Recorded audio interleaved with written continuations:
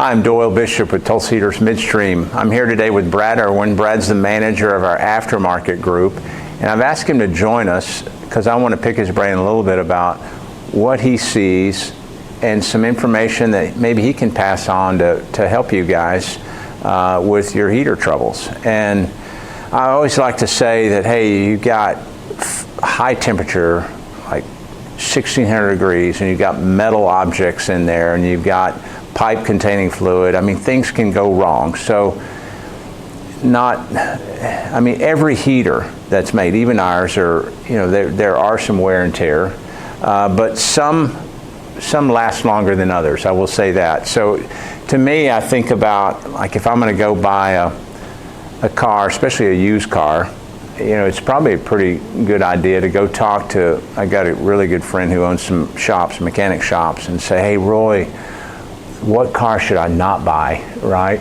And really, so I'm asking you, Brad, not really manufacturers, but maybe what are some of the common complaints, common problems that you're seeing out there? And so if they're buying a heater, what should they try to avoid in that process? Yeah, one of the big things is you've got a certain amount of heat duty, mm-hmm. and how you distribute that, your box size, mm-hmm. Is a big critical function of that. And obviously you want to optimize that for cost savings, but when you do that, sometimes things get hotter in places they shouldn't. And then coils are compacted, or they're tightly wound instead of having some spacing, and that leads to some high flows and some high temperatures. So we'll see some manufacturers that do a little different than us, and then over a few years they get failures of coils, or they get insulation, back wall, hot spots really rapidly. So that's one of the big things that we see, that it'll be kind of an emergency situation, and we don't get that a lot on our heaters, but on others we certainly do.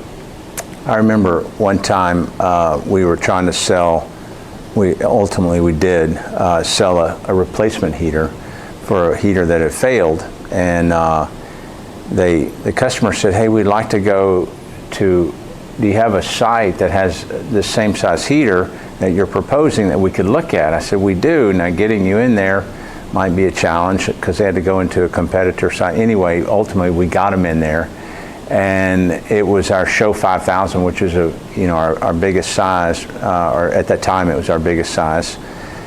And I remember driving up to it, walking up to it, they were like, oh my gosh, I never expected it to be this big. Yeah. Because they had another heater that had failed. I like to equate it to, it's like, hey, you don't put 10 pounds in a 5-pound bag. And you can't, the 5-pound bag's cheaper, right? And sure. So it's tempting. And if someone says, hey, the 5-pound bag, it's gonna hold, it's gonna work. And maybe it does for a while, and then until it doesn't. And so I'm guessing you're seeing, okay, so you mentioned coils. Are you seeing a lot of customers that are replacing coils on a frequent basis, like a heater? They're taking a coil and on a periodic, hey, it lasts 3 years and they put a new coil in? Yeah, that's one that we just turned around here recently. We brought in somebody else's heater, and it was a rapid, hey, this part of the process is now going to be down. You guys get this done as quick as you can.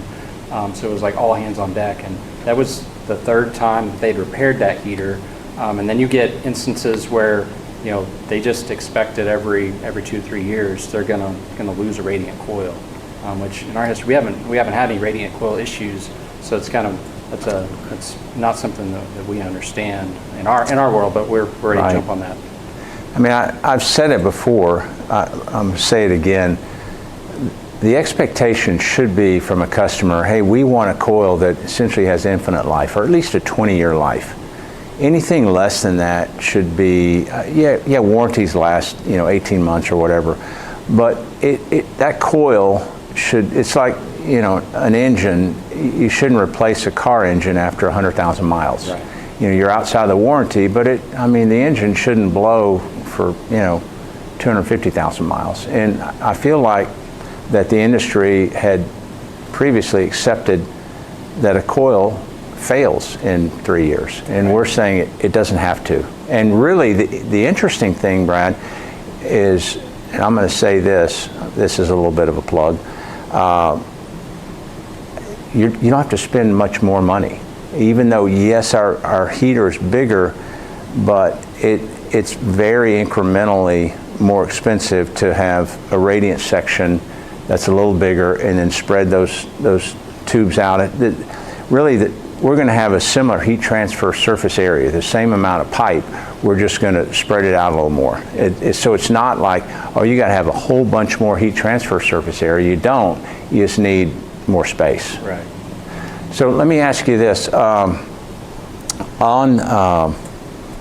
do you do it? I mean, what is your role? What is THM's role in, like, if I'm a customer, I call you up and say, hey, I've got a heater that needs repair. I mean, what does that look like? I mean, what's our role?